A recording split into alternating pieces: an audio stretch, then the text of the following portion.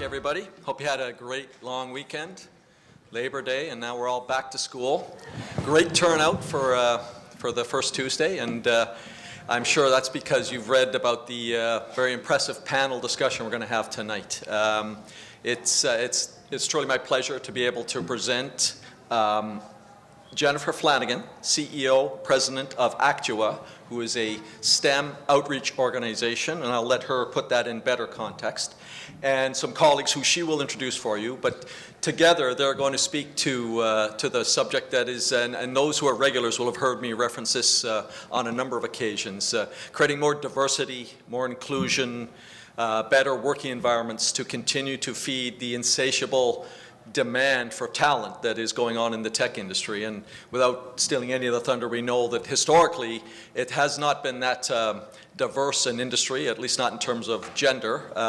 And these ladies and the companies they represent are going to share with us some of the things that not only they, but the rest of the, call it the leading edge companies, are taking in terms of trying to create a better balance as we create the environment for the next workforce, the next generation of workforce. So without further ado, I'd like to pass the microphone to, literally, to Jennifer and let her take it from here. Thank you. Thank you very much. Good evening, everyone. It's so nice to see so many of you who, especially on, like you said, after a long weekend and the first day of school for many people, for many, not people in here, but your children, my children.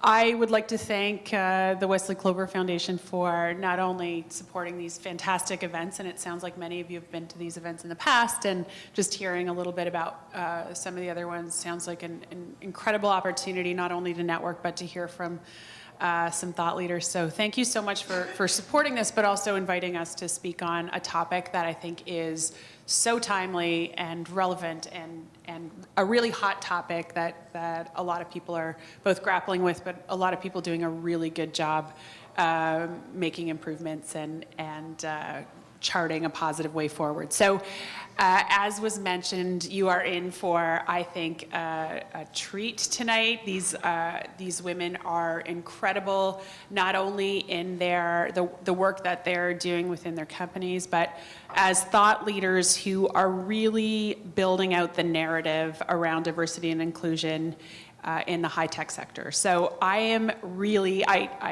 fortunate to call a couple of them my friends and colleagues, but I'm really excited to hear what they are going to share tonight. So just to give you a little bit of background and why I have the good fortune of moderating.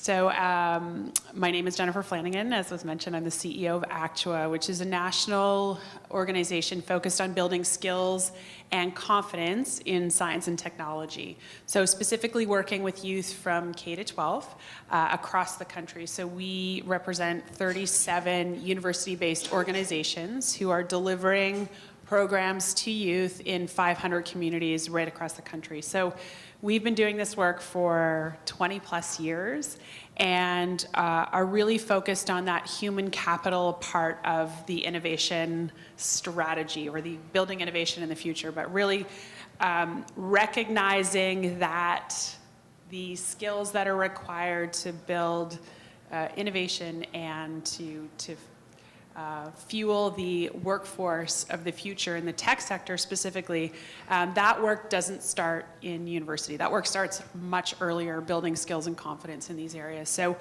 Actua has been, like I mentioned, in these communities doing work.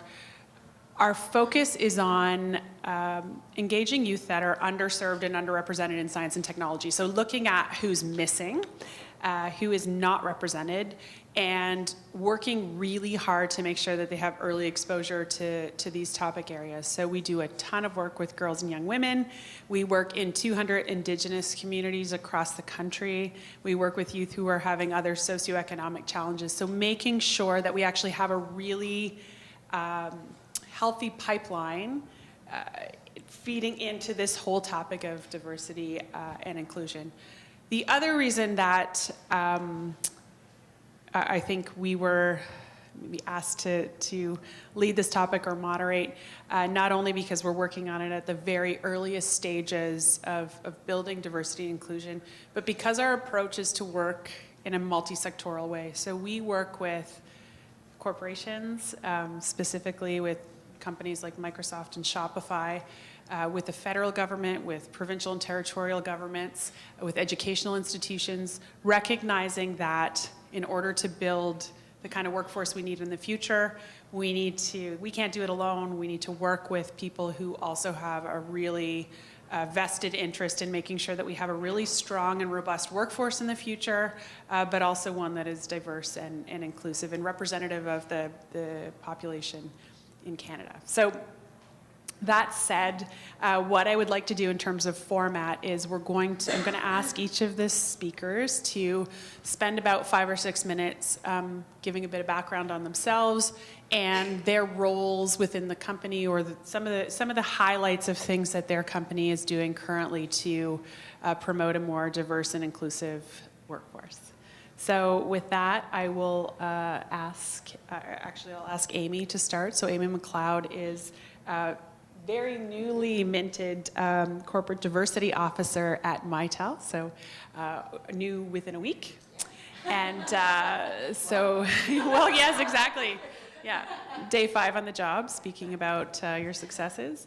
So I'll hand it over to you, Amy.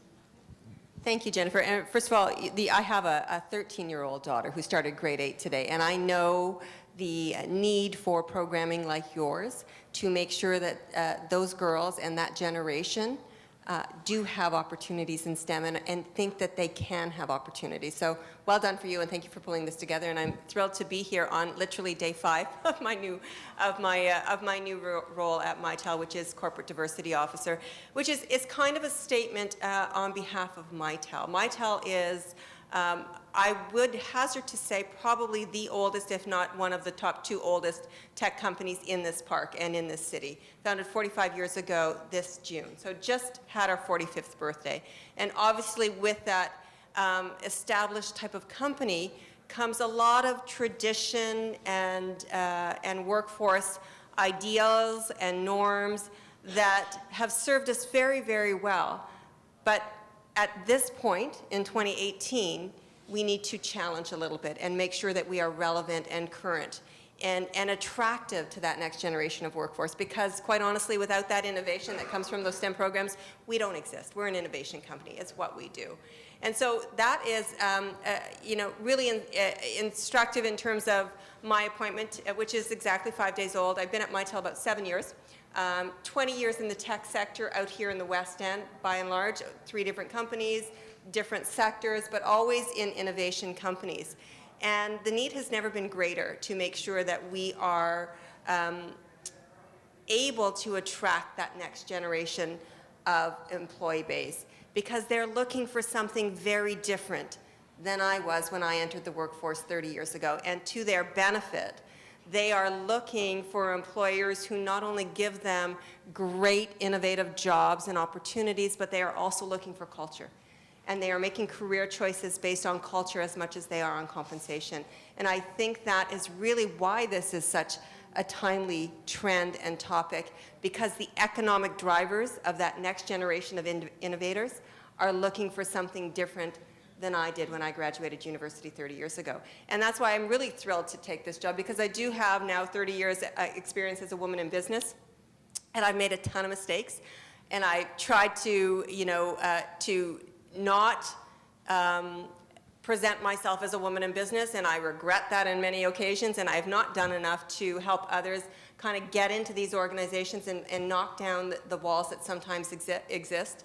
And so when the company approached me in the beginning of the summer and said, Amy, we'd like you to think about this role, I was ready. I feel like there's an opportunity to do something bigger than myself, I think bigger than Mitel, and to really shape that generation. And I'm thrilled to be here. It couldn't be better timing for me. I'm 5 days old. To have this kind of a group to learn from and listen to, I'm really excited to have the opportunity. So thank you for inviting me. I'm up. Hi, everyone. Well, my name is Marlene Floyd. I'm the National Director of Corporate Affairs for Microsoft Canada. So first, I'd like to thank Jennifer and Actua for inviting me here today. We are a very proud partner with Actua. I can't say enough about the wonderful work that you're doing that's impacting the lives of youth, in particular our Indigenous youth in the North. And it's really tremendous what your organization has achieved in the past 20 years. So congratulations to you and all the ongoing success. In my role at Microsoft, part of my responsibilities is working with our external partners. That might be advocacy, government relations, public policy work. So I come at things from not a pure tech standpoint in terms of being an engineer necessarily, but also coming at it from a fresh tend to be a little bit of a fresh perspective. My background was in politics, so everyone in this city knows politics very well. So it's been an interesting introduction for me to be introduced to a company with such a global scale. Microsoft's mission is to empower every person in the organization and every organization in the world to achieve more. That's the mission that Satya Nadella, our CEO, has established. It is impossible for Microsoft. We build products for the world. We do not build products for North America. We do not build products for a particular group of individuals. We build them for everyone around the world.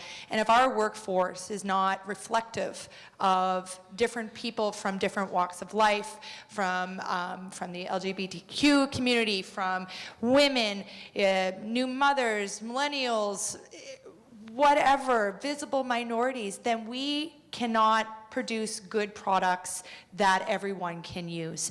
And I think that that's really the real piece of diversity that we've been seeing, and why it's such a good business decision is because your products become better.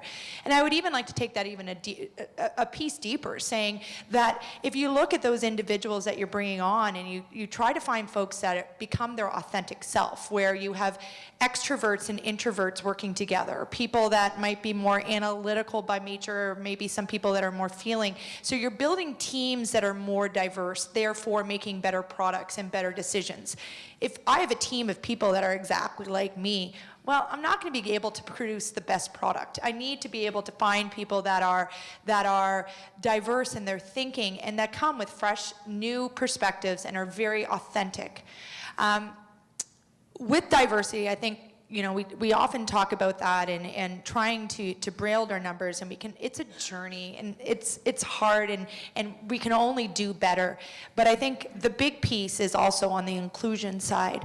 And great quote, I listened to a podcast by Kathleen Hogan, who's our Chief People Officer at Microsoft. I listened to it the other day in anticipation of tonight.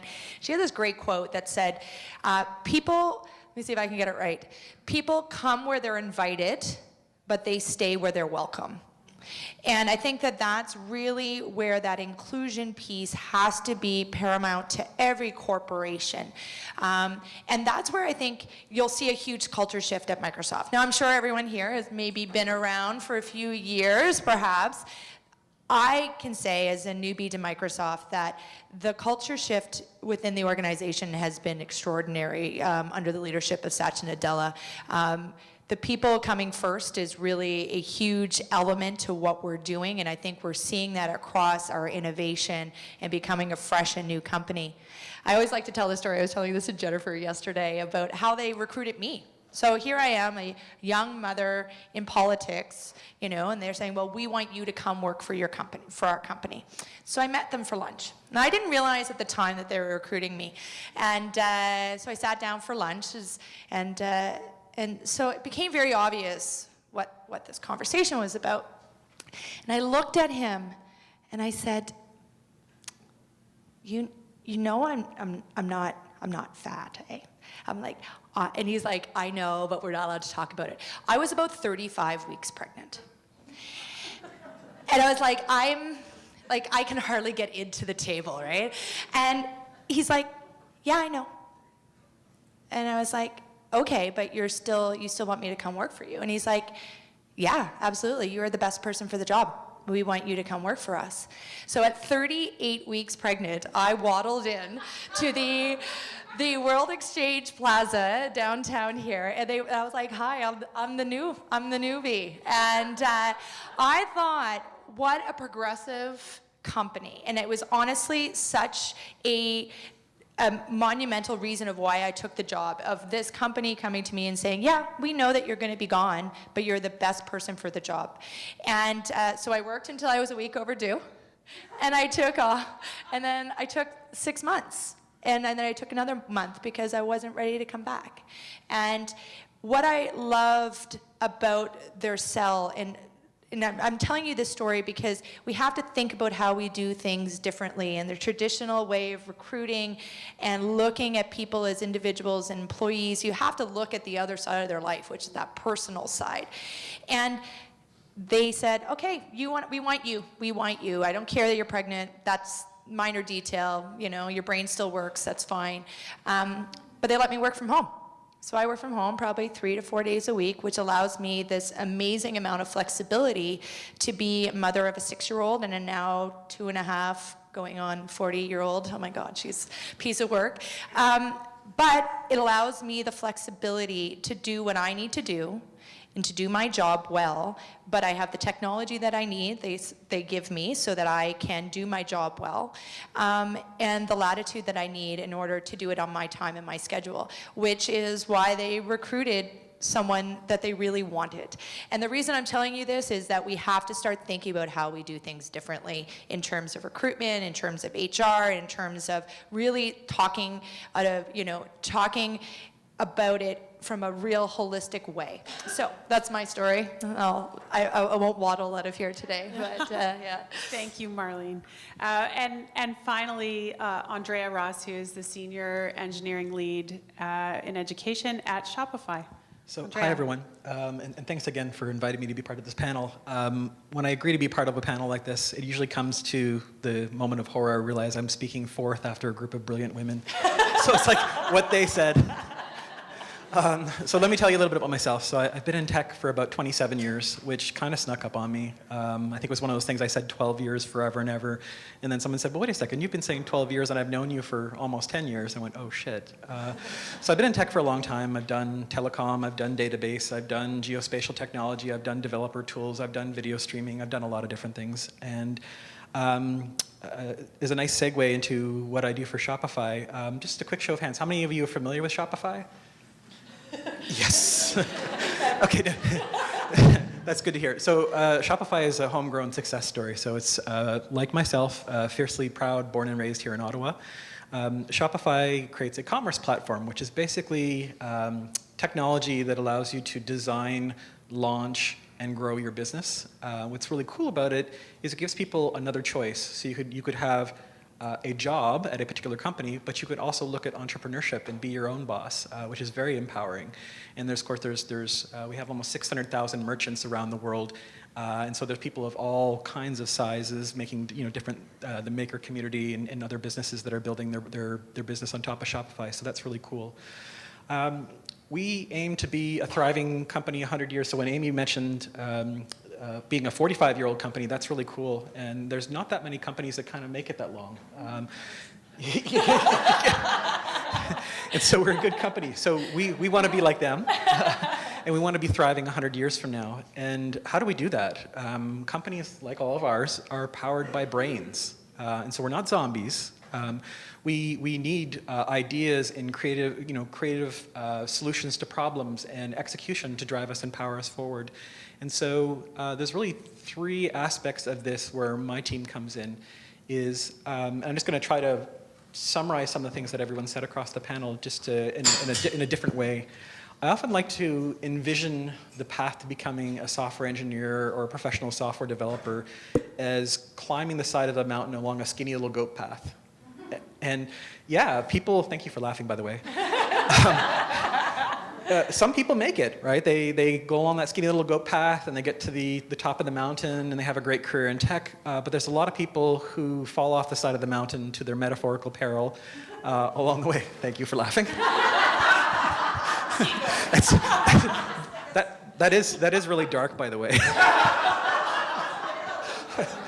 So I like to say that part of what my team's mission is to make that skinny little goat path a little wider, a little safer, and then maybe one day make it a paved one-lane road, maybe make it a little wider, a multi-lane paved separated highway so there's a lot fewer deaths on it, and eventually maybe like a really safe maglev that like nobody gets hurt on this maglev. Maybe somebody stubs their toe or something like that, but it's really no big deal.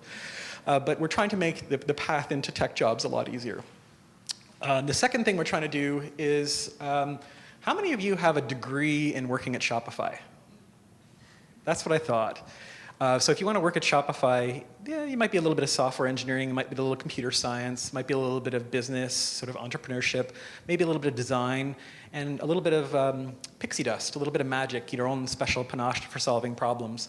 And there are no degree or diplomas for working at Shopify. There are no degree or diplomas for working at Microsoft or other companies as well. So, and so what we try to do, the second problem we're trying to solve is to bridge the gap between academia and industry. So if you imagine it, what academia is teaching doesn't always align very well with what industry needs, especially to be cutting edge and relevant and compete on a world stage. And so my team lives in that gap. So we have a series of intern programs. They're always really fun to talk about. I'll probably talk about it a little bit more later on, and I'll tease you just for now.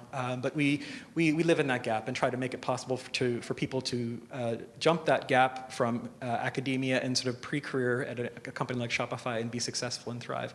And then the third part is diversity and inclusion. And these three problems are not in any particular order.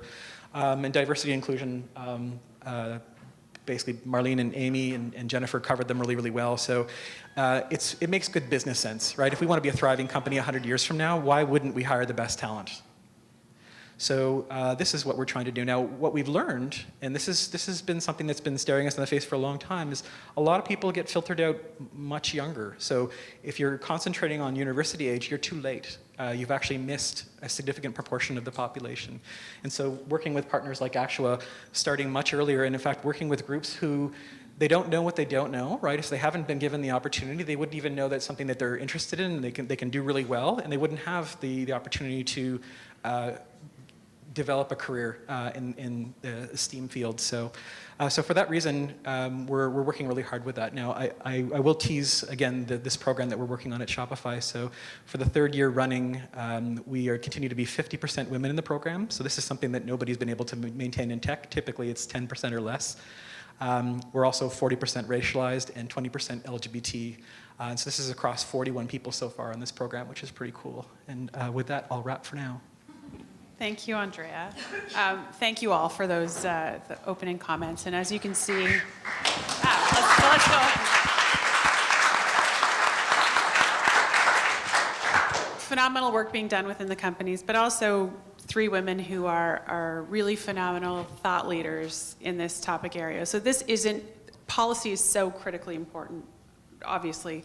But this is also about good conversation and ongoing conversation. So not having this hived off into one tiny area of a company or an organization, but a conversation that's constantly happening in all kinds of different avenues and consistently, right? So, Andrea, I'm gonna start with you. I'm gonna ask a couple of questions before we open it up. So there's a lot in the media, and you kind of talked a little bit about it, about how Shopify is, I mean, you're hiring like crazy. There's lots of talk about, not requiring university degrees or not, or looking for other things in particular. But how, as a company who is promoting themselves as very diverse and inclusive, how are you screening in the hiring process to ensure that is happening? How do you make that happen from the very first moments in the hiring process? So I'm gonna pick on my organization because we're hardest on ourselves. And so one of the really cool things that we've done is when we're screening applicants, we have them complete a series of call them computational thinking. This is for software engineering jobs, so technical jobs. And we have them complete a series of computational thinking questions. Now, we're not asking them to solve a problem in any particular programming language. We're not asking them to solve any particular problem on a particular code base. This is actually just to think through a problem. So what we're doing is we're testing thinking. Because if you test the other things, you're testing access to that particular technology. You're testing in many ways, especially for more junior people, you're testing privilege. And we're not trying to test for that. What we want to do is test people to find who can solve problems effectively and come up with really cool solutions and creative solutions. And so right off the bat, we do that. Now what's exciting about that is we have them work on solving these problems, and when we get the solutions in, we have no idea who they are. So we actually hide their name, their gender, their age, all those characteristics. And so we screen the applicants completely blind. And so it's really hard. I'm sure many of you have heard of the dangers of introducing bias into a hiring process. And so the best way to introduce as little bias as possible is actually to not have factors that introduce bias. And so a lot of the questions we have as part of our process, we're asking things like, have you ever been on a sports team, in a band, volunteered, taught something to someone? And so we're looking for characteristics of potential and passion and impact, and of course these computational thinking questions. And so we've built this really great model that helps us crunch this data and say, okay, this person will be successful in this type of role or that type of role. And so it's really quite cutting edge. Now, what's really neat about this is because we have performance data after the fact, once people are in Shopify working in engineering roles, we can actually see how well they correlate. And so we can go back and tweak and tune and refine our model over time. So there is a human factor of this. We actually have a committee of people, and the committee is very diverse. So men and women, different ages, different races, different religions, all as diverse as we possibly can. And these are the folks who are helping to make the decision. They're looking at it from different angles and from different perspectives. But these are just some of the things that we're doing, just to kind of prime the pump. And what's neat is that, it is to some extent out on the forefront of what people are doing, but we're seeing really strong correlation and really strong results from what we're doing. And we're really pleased with it. So I think it's been paying dividends in what we're doing. Fantastic, thank you. Marlene, shifting gears a little bit, there's a lot of discussion around, in this diversity and inclusion area, around gender diversity, gender equity, and looking at, visible minorities. Microsoft as a company has been investing literally millions of dollars in making sure its programs are accessible, or its products are accessible to not only a diverse audience, but people who are differently abled, people who have physical and mental disabilities. But I also understand that the company is looking at that in their workforce. So I'd love for you to talk about that, because I think that is it's starting to build, but it's definitely something that we're not talking as much about yet. And it's a journey. I think it's a journey for everyone. So I could talk an hour about this, because I think it's probably one of the proudest things that I have experienced of working for Microsoft over the last few years is the focus that we've made on accessibility. 1 in 10 people in the world have a disability. Most often it's invisible. You're unaware if someone might have a hearing problem or vision problems. But when you go back to what I stated before, our mission is to empower everyone in the world. If 1 in 10 people have a disability, then our products need to be accessible for them. And, I like to say this was a journey, and everyone that will say within the company is that we needed to catch up in a lot of areas. And over the last 5 years, particularly, we have invested tremendous amount of energy and resources and people to build accessibility functions into all of our products across all platforms. So not just Windows, across them all, mobile, and iOS, Android, the entire gamut. It's been extraordinary to see of placing accessibility first from an engineering component, so of building it in from the get-go rather than from later on trying to add in an accessibility function. And the reason why this has been successful is, I would say, well, threefold. One is leadership. So Satya Nadella, I keep talking about him, but it's been extraordinary, the change in leadership and the style. Satya talks about in his recent book, he talks about a very personal story, and 2 of his children actually have disabilities, one with a very strong, very severe physical disability. And for him, this is a personal thing. It's about making products that are accessible. And he is the executive sponsor and has been the executive sponsor of accessibility functions and disabilities at Microsoft for 10 years now.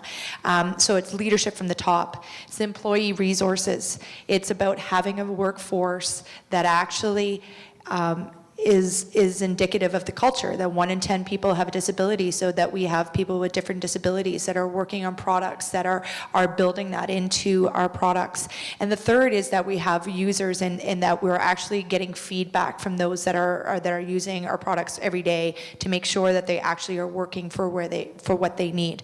And it is a journey. But through that process, I think the focus that we have made on accessibility, be it through our hackathons that we have a 1 week that we call it at Microsoft, where 1 week of the year everyone can just take off. There's big tents that are set up on campus in Redmond, and everyone can take it off, and they work on a hack.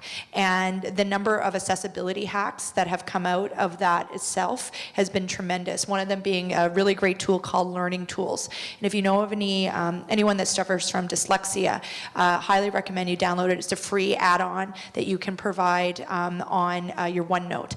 And it is for, it's learning tools, so you can, I would have to display it, but it's actually been proven to increase the reading capabilities in young children that have dyslexia and learning disabilities.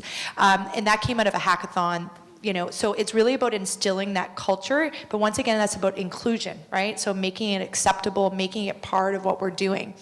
And then the last piece, that I think is tremendous, and Andre and I were talking about it earlier, we have started piloting the last 2 or 3 years, and it's now full on from a pilot into an actual program, an autism hiring program.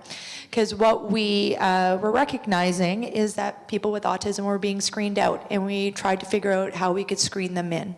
And once again, I think it goes back to my opening comments about how we have to start doing things differently. So we, instead of forcing someone with a disability to change so that they fit our model, why don't we change our model to fit someone that might have a disability? So we cut out phone interviews. They come through a portal. They make an application. They come to campus. They come for a week. We introduce them to a variety of different hiring managers, trying to figure out what the good fit is. We put them in teams, figuring out what their strengths are. We give managers lots of training on how to work with people with autism so that they're best integrated and there's much more inclusiveness within their environments. And the success that we're seeing off of that is tremendous. So we're actually screening in a whole group that just by an HR process was getting screened out. And I don't think anybody did it intentionally. It's just the traditional model didn't work. So those are things that I think can be done, and it's ways that, think if you're autistic and you're computer science, like there's one, this same podcast, I highly recommend it. It was a great little 20-minute listen, and she was saying how someone came up to her at a conference, Kathleen Hogan, and said, you hired the most brilliant PhD in computer science. You have no idea, and you have no idea how brilliant it is, and you all did it because you have an autism hiring program. Nobody else would hire him. And now he's working at Microsoft, and that friend said, I'm now coming to work at Microsoft. So that person has since come as well. But it's really about learning that these are the skills that we need, and if there are gaps that we need to start filling them and looking where those people lie. Thank you. That's amazing and incredibly inspiring. It's hard to describe how amazing that is.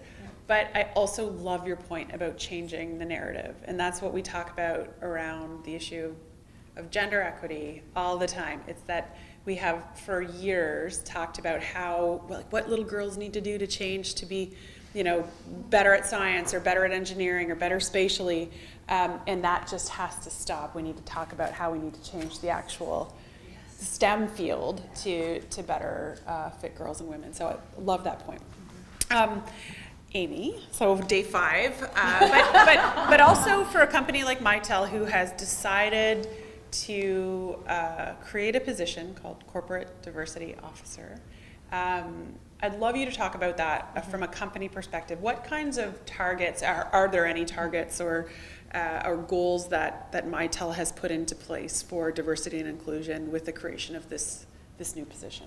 Yeah, so on day 5, the honest answer is no. I think that's my mission, is to figure out what that is and how we can onboard that in Mitel. So you need to ask me that in 6 months. Okay. But I want to take a moment and your comment about leadership and Microsoft, because I think it really, I've been doing a lot of studying in the ramp up to this role, and it's going to come back to what I see as why we're talking about this so much today when we didn't 30 years ago when I entered the workforce.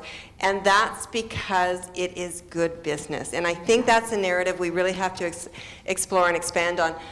Microsoft last week announced that their global supply chain, which has to be one of the largest supply chains in the world and lucrative to every member on that supply chain, announced that they will insist, in the US I believe, that your supply chain offer parental leave, because there are some people in the United States who don't have access to it.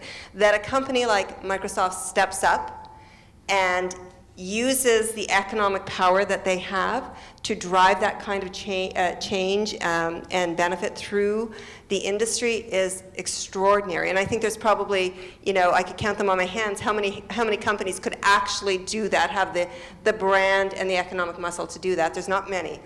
But that is changing the game for all of us, and it is setting a very high bar. And I know many in this neighborhood here out in Canada North are startups, and it couldn't do that. But all boats float when we see leaders like Microsoft doing that. And so to your question, Jennifer, of how did I get here? It's a little bit of a story of a journey as well. We are a traditional company. We are a publicly traded company, at least for another few weeks. And so we are governed by a lot of influences, right? And I think what's different about where we are as a business right now, and many others, there's this top-down pressure in the business environment that comes from corporate governance talking about these kind of issues. You're going to your AGM, your shareholders are asking our senior team, what are you doing on diversity and inclusion? How many women are on the board? What's the policy inside the company? How many new entrants do you have from these various groups? That is enormously impactful and only for the good. In addition to that, you've got this grassroots pressure coming up from the other end. 20-something, 22-something-year-olds. Those people are making career choices based on culture. Do I like what this company stands for? Am I going to fit in there? Are they doing something more than making money? And on that front, I have to tell you a little story about our company. And our CEOs, some of you, our CEO has spoken here before, and many of you will know him. He is a committed capitalist in the best sense. He is hardcore capitalist, right? He is a finance M&A guy. He's also a human being and a father, but we know him to be pretty black and white as it relates to business outcomes. So I think, Jennifer, my full answer to your question will be, we will probably measure targets, but we will also measure business outcomes. And I'm not smart enough to know what that looks like right now, but I don't think it'll be one-dimensional, because that is what it's going to take to get some of those traditional companies turned. You've got to prove the ROI on some of this stuff, blunt as that may be. But there was the story I wanted to tell was of a young woman in our marketing group in Dallas. Her name is Caitlin Smith. She's right out of school. She never probably talked to a CEO, certainly never been in his office. She had the need, she was compelled to walk into his office, book a meeting, go to his office, sit across from him and say, Mr. McBee, you made more than $1 billion in revenue last year. How much did you give back? And I can't tell you the impact that had on our C-suite. Not because it was bold in any way, because they started to realize how important it was to that generation of workforce, that they do more than we have been doing. And that started part of the journey that we're on, that it led to this announcement last week. The other part of it is we do have a proactive board and a pretty empowered board that was asking the same questions. What are you doing? How many women are in the succession plan? How many women are coming in at the low end? What's the ethnic diversity of the company globally? They started to ask the right questions, and I think for those small businesses that might be in this room, because not everybody's a Microsoft or a Shopify, that's where you need to start, is just a little bit of awareness in your company. Ask the questions. There's no right or wrong answer. There's no shame in maybe not being where you want to be. But awareness is the very, very beginning of that journey. And that's where we are. We're building that awareness. We're building the commitment publicly, externally, with appointments like mine, but also internally with our employees and staff to say we can do better. We need to do better. We want to do better. We want to make sure that Mitel is here for another 45 years. So it's actually a business imperative. And I think that's the narrative that I'll be looking at in my journey in this role, is how do we prove the business impact? It's not just doing the right thing, it's doing good business to go down this path. And I think that's kind of why it's more of a conversation than it used to be. I think that is so interesting, and I have a lot to say about that, because it does point to the higher standard, right? Well, I'll hire a woman, but she damn well better show that she's worthy, right? So I am all for economic measurements and data-driven decisions, but it's something to stay aware of. And I'm so impressed that your CEO took that meeting. I'm very curious. Yeah. Why he, I'm sure he's a busy guy, but He glad is a he busy did. guy. But to that last point, no, but yeah, not him, the gatekeeper. he's an open CEO too, right? He'll talk to all of our employees. He's that kind of guy, which is great. So I know we're going to get to the question of leadership, but just to your point, and I think it's an important one, this is not, and I certainly would never be a proponent of this, this is not a pink VIP pass to the C-suite. That is not what we're talking about. That's not what I'm looking for, or any other color of VIP pass. This is about putting the right person in the right job without the bias. And so, those are the kind of the business issues, the business school issues that I think will drive this to the next level, because it's been a long time where it's kind of been lurking and lingering down in another stratosphere that has not had attention, and something has changed. And I think, I hope I'm right. I think that's what it is. I think leadership is such a key part of this, and we talk about this all the time because of the work we do across the country. Is love or hate the current federal flavor of government, it has mattered that we have a prime minister who speaks the way that he does about these issues and gender equity, and little girls hear that, and other kids who have traditionally been left out hear those messages. We hear that all the time across the country. So leadership, and I love that you've all touched on that. Leadership matters. It matters not only the conversation. Not only matters, it matters who is on your board. We say this all the time. I mean, I can't go out into communities and do the work with legitimacy that we do in Indigenous communities if we don't have Indigenous voice at every single level of our organization. It's the same everywhere. That absolutely does matter.